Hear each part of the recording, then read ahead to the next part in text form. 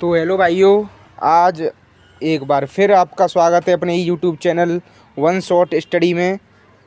आज मैं आपके लिए हिंदी अनिवार्य के कुछ इम्पोर्टेंट प्रश्न उत्तर लेके आया हूं, जो कि बोर्ड एग्ज़ाम के लिए काफ़ी मददगार साबित होंगे। क्योंकि मेरे को काफ़ी सारे कमेंट आए कि भैया कुछ अच्छा लाइए बिकॉज हमारे बोर्ड एग्ज़ाम नज़दीक है, हमने हिंदी शुरू से लेके अंत तक नहीं पढ़ी है। तो मैं आपके लिए कुछ 36 क्वेश्चन, लगभग 36 क्वेश्चन लेके आया हूँ।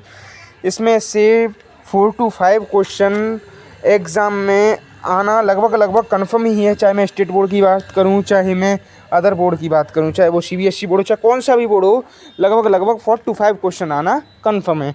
तो चलो हम लेक्चर की शुरुआत करते हैं। पहला क्वेश्चन है कि निम्न में से हरिवंश राय बच्चन की रचना है मधुशाला, यामा, भूरी भूरी खाकढ़ाल या दीप शिखा। तो है हमारी मधुशाला। अब दूसरा क्वेश्चन है, दिन जल्दी जल्दी ढलता है गीत किस कवि की रचना है। तो हरिवंश राय बच्चन जी की रचना है। दिन जल्दी जल्दी ढलता है गीत कौन से कवि संग्रह से लिया गया है। निशा निमंत्रण गीत संग्रह से। वेरी वेरी इंपॉर्टेंट क्वेश्चन कि दिन जल्दी जल्दी ढलता है गीत कौन से कवि संग्रह से लिया गया है। तो निशा निमंत्रण गीत संग्रह से।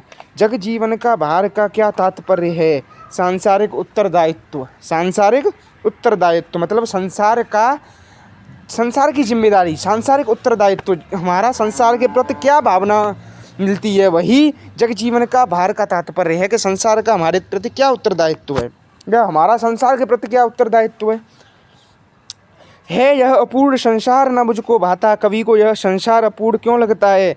बिकॉज संसार के लोगों में प्रेम भाव की कमी के कारण। पतंग कविता के रचनाकार कौन हैं। आलोक धनबाजी। चमकीली साइकिल किसका प्रतीक है। प्रकाश, पूर्ण दिन तथा स्वच्छ आकाश का प्रतीक है।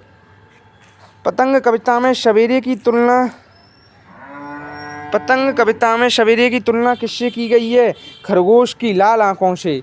पतंग कविता में सवेरे की तुलना किससे की गई है। खरगोश की लाल आँखों से। आपने देखा होगा जब खरगोश जब दौड़ लगाता है तो हमें उसकी आँख कुछ चमकीली सी लगती है, मतलब लालपन में लगती है।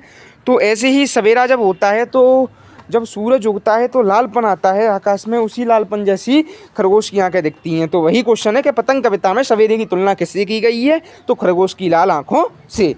कविता के बहाने तथा बात सीधी थी पर किसकी रचना है। कवि कुंवर नारायण जी की। बात की चूड़ी मर जाना से क्या तात्पर्य है। बात का प्रभावहीन हो जाना। रघुवीर सहाय की कौन सी कविता आधुनिक हिंदी कविता की एक महत्वपूर्ण रचना मानी जाती है। रामदास। ऊषा कविता में किसका वर्णन किया गया है। सूर्योदय के ठीक पहले के पल पल परिवर्तित प्रकृति का शब्द चित्र है।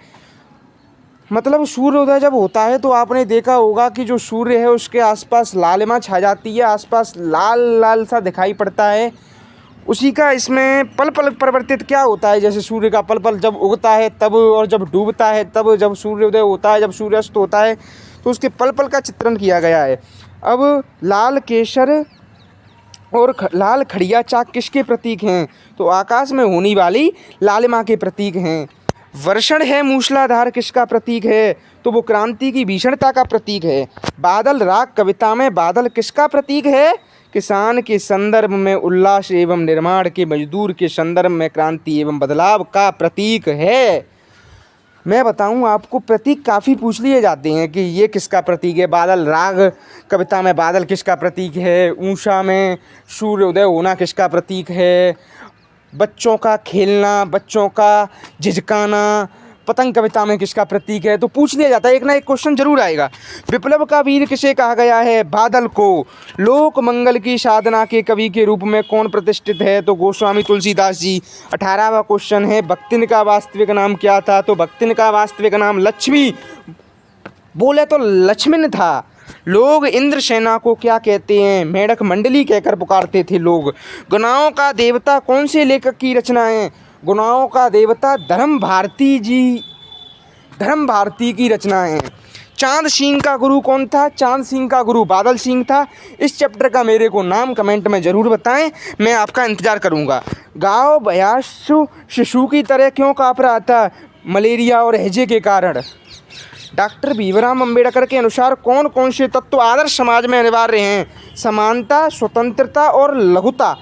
सिल्वर बैंडिंग कहानी के लेखक कौन हैं? सिल्वर बैंडिंग कहानी के लेखक मनोहर श्याम जोशी हैं। जकाते का सहपाठी कौन था? तो बसंत पाटिल थे। जकाते के सहपाठी कौन थे? बसंत पाटिल। मराठी भाषा के शिक्षक कौन थे? नगशौदलगेकर। नगशौदलगेकर। जगाते को उसके पिता किस नाम से पुकारते थे? गड़प्पा के नाम से। सिल्वर बैंडिंग का क्या अर्थ है? शादी की 25वीं वर्षगांठ। बोले तो शादी की 25वीं एनिवर्सरी। शीरीष के फूल निबंध किस निबंध संग्रह से लिया गया है? तो कल्पता निबंध संग्रह से लिया गया है।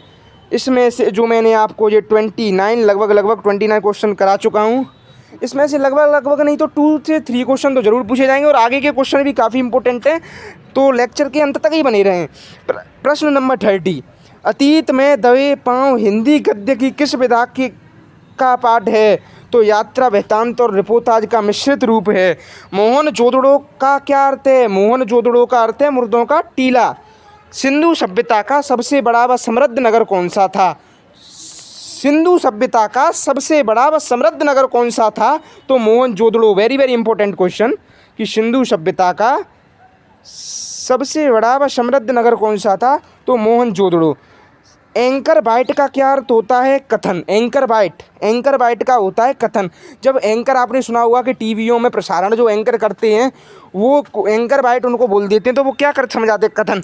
जनसंचार की सबसे मजबूत बड़ी इकाई क्या है? तो प्रिंट मीडिया है। घटना स्थल से सीधा प्रसारण का क्या कहलाता है? घटना स्थल से सीधा प्रसारण लाइव कहलाता है, और जो प्रसारण होता है उसको लाइव प्रसारण कहती हैं।